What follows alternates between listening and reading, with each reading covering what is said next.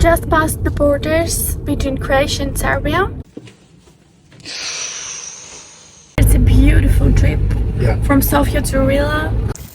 Here is the Nikita. And this award goes to Croatia. Croatia. We're leaving from Split in Croatia and we're heading to Belgrade in Serbia. It's a 7-hour trip from Split to Belgrade. We have a long day ahead of us. We're gonna stay one night in Belgrade in a big apartment, like 56 square meters, and it's on the river. And after we'll be heading to Sofia in Bulgaria. We're gonna stay for 2 nights there, and after we will be heading to Thessaloniki in Greece, and we're gonna stay 1 night in Thessaloniki, and after we will be heading to Athens.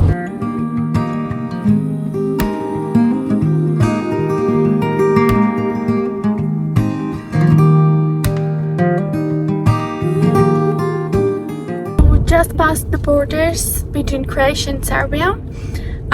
It was 3 controls. The 2 were passport controls, and the third one, it was just one last stop where it was, I think, a policeman. It was quick, like we've been waiting for 30 minutes, and now we're in Serbia. We arrived in Belgrade, or Belgrade.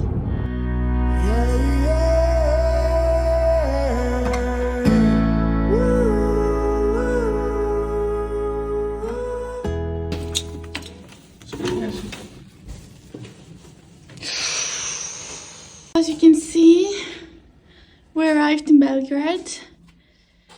A wonderful apartment. It's 56 square meters. Here's our living room. The kitchen here. Beautiful kitchen. We have a washing machine and a dryer. Here is the bathroom. Wonderful. And here is our bedroom. Oh, very big. Oh my god.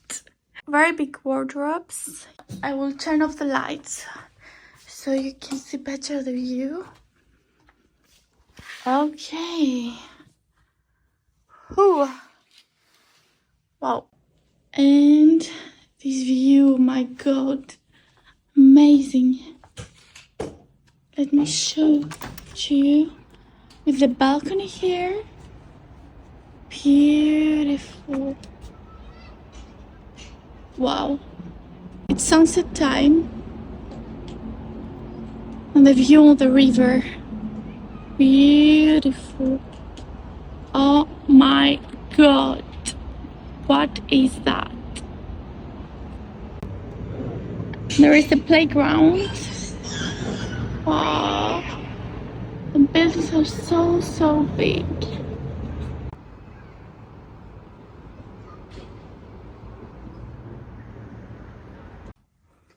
Good morning.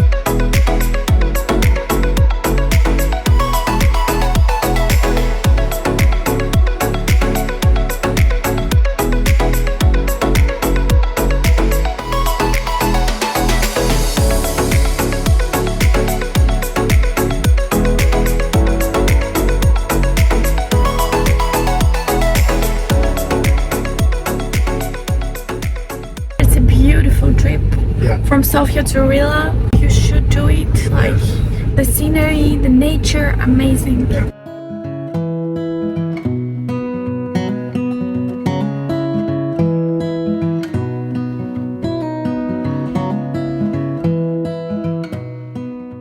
As you can see, we arrived in RILA Monastery. It's beautiful. The nature here is amazing. Really beautiful.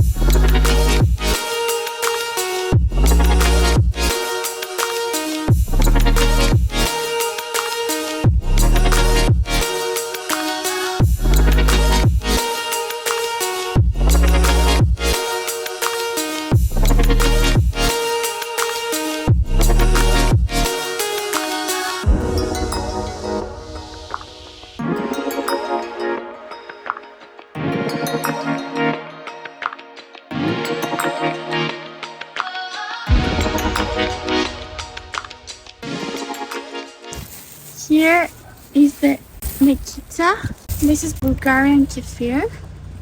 And this is Bulgarian yogurt. I will taste them now.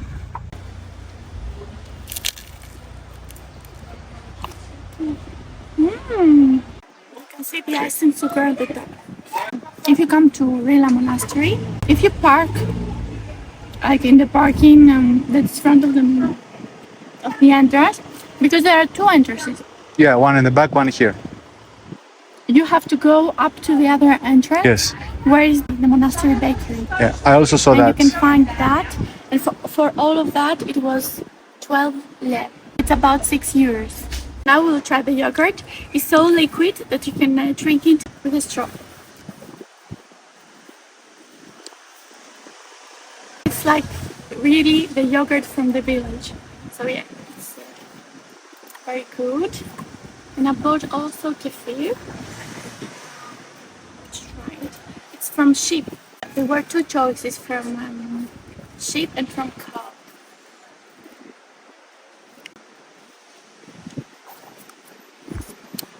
Really, the taste is very authentic. You should try it. And there's also the monastery bread, but nobody took that. Everybody was taking this one, which is called Nikita.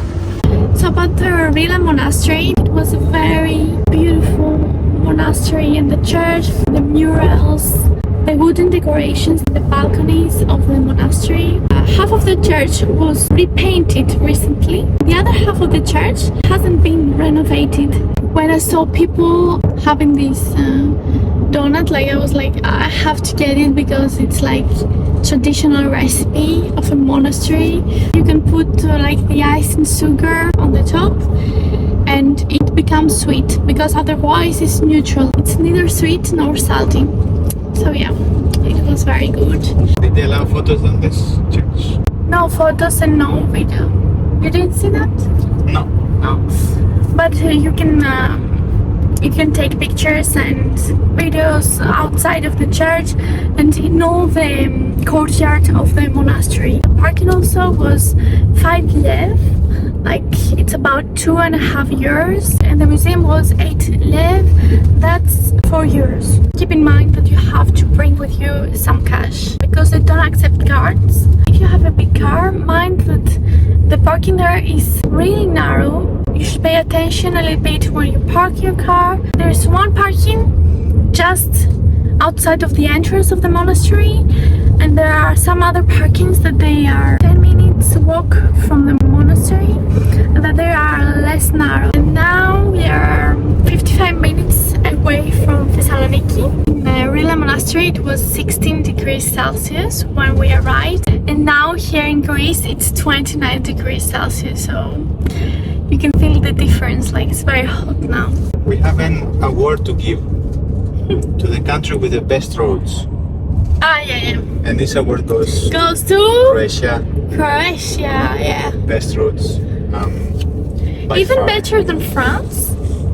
Well, France doesn't count. Okay, so we count only from Italy Yeah, to Greece. to Greece. Okay. So, I mean, France has great roads, obviously. I mean, but it's not the same size and the same. I mean, Yeah. France is France. France is France. Italy has good roads. The problem with Italy is that they always choose to do construction work in the summer, so you're always gonna have some kind of delay for some reason because it's Italy. And then you go to Genova, and in Genova it's always a mess. You go to Genova, you lose time because it's a mess. And then in the road towards Venice is better. In Trieste was okay.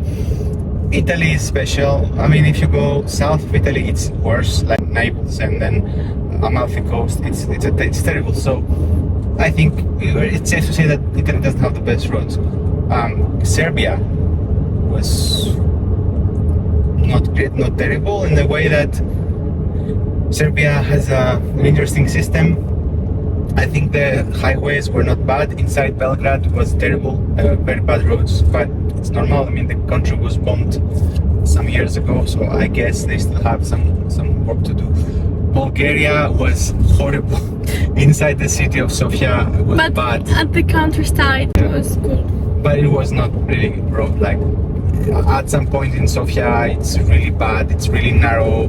Sometimes it's even like dangerous because of the way the road is. Greece is bad. I mean, Greece, if the road is new, it's very good, but you pay very much. Like you pay huge amount of money for this road, and it does not really deserve like we pay it now when the road is bad. No. In Bulgaria you don't pay anything. Yeah, there's no tolls. So it's fair, like, okay, you don't pay anything, so you get something free, and But it's in not Serbia, so good. you pay toll, but the road is better than Bulgaria. The last one is Croatia, because Croatia was amazing. The Yeah. roads were new, everything was well done. We didn't even encounter, even in Dubrovnik, road that were bad. Even the country road was okay, it was a bit slippery, but it was fine. In terms of tolls, Croatia was not very expensive. Well done, Croatia. Greece, you have a lot of work to do. Serbia, you have some work to do. Bulgaria, yeah. Well, I mean, yeah. Everything from the start. And Italy, it's Italy. I mean, Yes. it's not great, not there. And also another point that we have to mention is that now we put gas before entering Greece, because in Bulgaria the gas was around 130 euros and in Greece it's around 2 euros.